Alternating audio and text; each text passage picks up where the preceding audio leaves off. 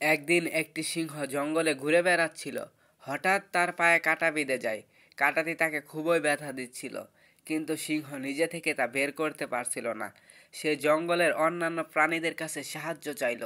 প্রথমে সে গেল হাতির কাছে। হাতি বলল, আমি দেখতে অনেক শক্তিশালী এবং বড় হলেও তোমার পায়ের কাঁটা আমি বের করতে পারবো না। তারপর সিংহ গেল গন্ডারের কাছে। গন্ডার বলল, আমার শিং আছে, কিন্তু তা দিয়ে আমি তোমার কাঁটা বের করতে পারবো না। তারপর সিংহ একে একে অনেক প্রাণীর কাছে গেল, কিন্তু কেউই তাকে সাহায্য করতে পারল না। শেষে সে একটি ছোট্ট শিয়ালের কাছে গেল।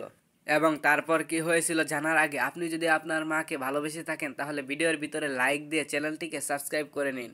শিয়ালটি খুবই ছোট্ট এবং দুর্বল ছিল, কিন্তু সে সিংহর পায়ের কাঁটা ভালো করে দেখলো এবং তার ধারালো দাঁত দিয়ে সাবধানে বের করে দিল।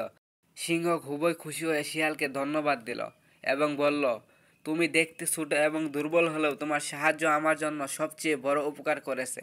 তো বন্ধুরা, এই গল্পের মাধ্যমে আমরা শিখতে পারি যে শারীরিক শক্তি বা আকার আকৃতি সব সময়ই গুরুত্বপূর্ণ নয়।